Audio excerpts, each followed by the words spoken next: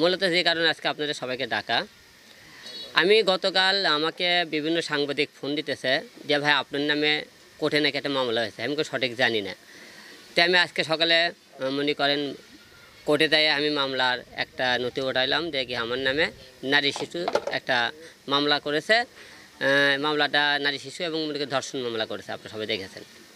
তা আমার প্রশ্ন, যে ব্যক্তিটা আপনারা মামলা করেছে সেই ব্যক্তির কিছু কল রেকর্ড আপনারা সাংবাদিক ভাইরা সবাই নিয়ে যাবেন। তিনি কয়েকদিন আগে আপনাদের সামনে বলছে হিরো আলমের সাথে তার ভালো বন্ধুত্ব, তার মেয়ের সাথে ভালো বন্ধুত্ব, তাই সেই অনুযায়ী কিন্তু সে আমাদের বাসায় ছিল।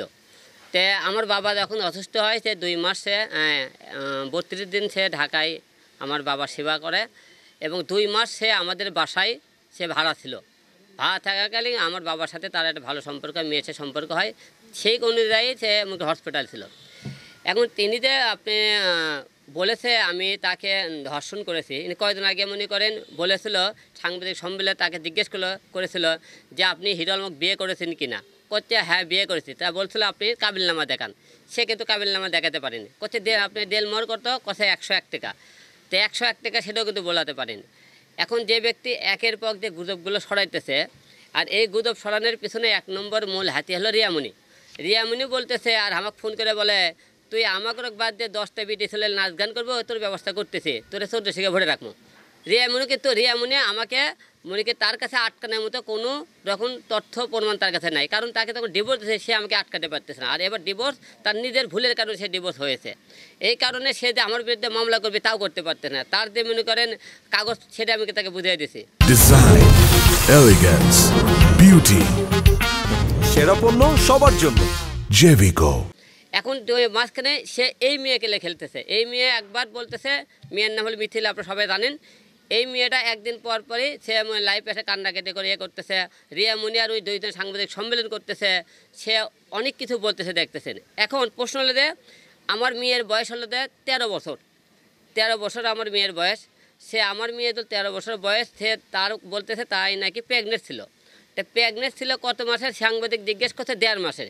কোথায় 1.5 মাসের হলো আপনি প্রেগনেন্ট থাকেন, তো আপনি যে বাচ্চারা নষ্ট করলেন, আলম কি জানে কয় না, আপনি কি গর্ভবতী হয়েছে আলম জানে কয় না। তে আলমের মেয়ে 13 বছর বয়স, সে তোমাকে বলো বাচ্চা নষ্ট করো, তুই বাচ্চা নষ্ট করলে কাক দিয়ে, কাক শুনে। তো আমার কথা হলো যে সে যে সমস্ত বক্তব্য দিতেছে যে রিয়ামণি তাকে দিয়ে এই চালটা খেলাইতেছে এবং সে মানুষের কথা উনিয়ে চলতেছে, আমার কথা আইন চাই সাক্ষী প্রমাণ।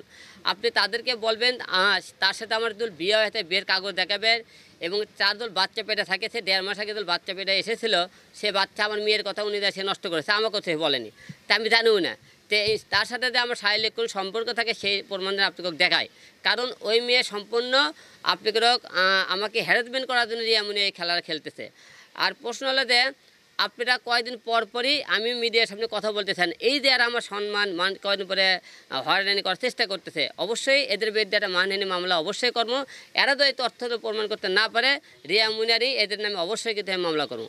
মূলত কথা তারা আমার সম্মানটা হানি করার জন্য উঠে পড়ে লেগেছে আর কি। আপনাদের কাছে এই দুটো আছে, তারা যে আমার বিরুদ্ধে মামলা করেছে সম্পূর্ণ মিথ্যে বানোয়াট, এবং সে বলেছে মিডিয়াতে হিরো আলমের কাছে আমি কাজ করার জন্যই গেছিলাম, কাজ করে আমাকে নায়িকা বানানোর কথা কয়ে সে এই কথা বলছে।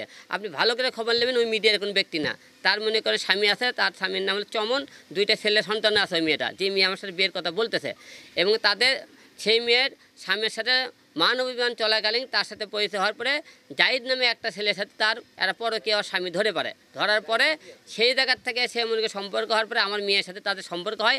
আমার পরে ঢাকা শহরে থাকার জায়গা হয় না, তখন আমার মেয়ের সাথে আমার বাবা ভালোবাসা আমাদের বাসায় তারকে 2 মাস রাখে। 2 মাস রাখার পরে এখান থেকে তার জামাই আবার চাপ দিলে সে এখান থেকে ঢাকায় আবার চলে যায়, বাসা ভাড়া নেয়, সেখানে নিয়ে যাওয়ার পর মনে করেন আমার বাবাকে সেই সেবা করে। এখন যে আমার মেয়ের নামে যে মামলাটা করলো 13 বছর বয়স, পিপিআই ভাইকে সবাইকে বলবো যে আমার মেয়েদের এই 13 বছর বয়সে মেয়ের নামে মামলা করলো, এবং আমার মেয়ে তার 1.5 মাসের সন্তান, আমার মেয়ের কথা শুনে সেই সন্তান কেন নষ্ট করবে? এই সমস্ত এবং আমার যে সমস্ত লোকজন আছে, সেলিম এবং আমার বোনকে, তার বউকে, সবাইকে আসামি করেছে। আমার কথা তুমি হলো যে এখানে এতগুলো লোক আসামি করলো, এরা কে কোনো টাকা ছিল? তুমি বিয়ের কথা বলে তোমার বিয়ের কোনো সাক্ষী প্রমাণ আছে? তাহলে কেন তারা আমার এই সম্মান হানি করতেছে? আর সম্পূর্ণ একটা শ্রেণীর লোক আগে থেকে হিরো আলমকে হ্যারাসমেন্ট করার চেষ্টা করতেছে অনেকভাবে, কিন্তু অনেক টাইমে তারা পারতেছে না। না পারার কারণে তারা করতেছে কি, এই রিয়ামণি কালকে দেখবেন মনে করে লাখ লাখ টাকা, আজকে দেখবেন কালকে দেখবেন অনেক টাকা দেখাইতেছে আপনাদেরও।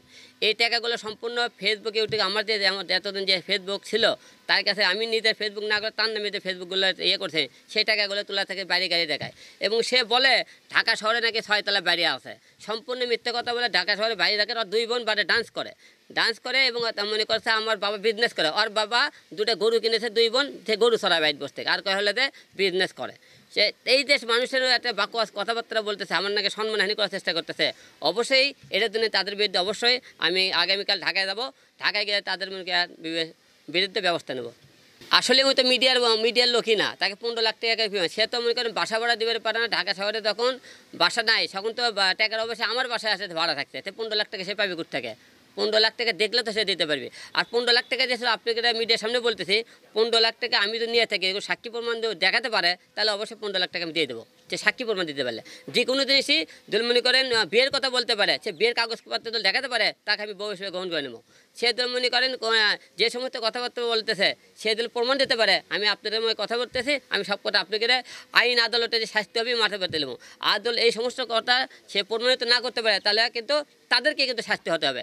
ওরা মনে করে ধর্ষণ মামলা তো সোজা না, এখন ধর্ষণ মামলা সরকার নিয়ম করছে, কেউ যদি মুখে ধর্ষণ করে ছেলেটা যত অপরাধী, মেয়েরও তো এতটা অপরাধী। এখন সময় 2 জনের মনে করে খালি মামলা করলে না, মামলা তো অনেকে ধারা জানেন না। এখন মামলা করবো আমরা রিয়ামণির নামে, মামলা করবো আর মিথিলার নামে, কারণ এরা 2 জনে মনে করে আমার সম্মানহানি করতেছে। এবং এর সাথে যেগুলো সাক্ষী আছে, যে আমার মনে করে আমাদের কিছু চেলাপেলারকে বৌড়ার 2-4 জন দিচ্ছে সাক্ষী, তারপর আরও মনে করে সেরকম কিছু চেলামেলারকে মনে করে নিয়ে উস্কানি দিচ্ছে। যে সমস্ত উস্কানি দিতেছে তাদের আমি কে তাদেরকে উস্কানি দিচ্ছে, তাদের বিরুদ্ধে ব্যবস্থা নেবে। কারণ আমি 2 দিন পর পরে আপনাকে মিডিয়ার সামনে এটা কেন এত কথা বলবো, এই আপনাকে কেন 2 দিন পর কথা বলো, আমার সম্মানহানি করার উঠে পড়ে কেন লাগছে? আমার কথা তোমাকে ডিভোর্স দিয়েছি, তোমার মনে তুমি, আমার মনে আমি, তুমি কার সাথে গান করো নাচ করো, আমি তো একবারে বলতেছি না। আমি তোমার অন্য জনের সাথে নাচ গান করলে তোমাদের জলে কেন এখন?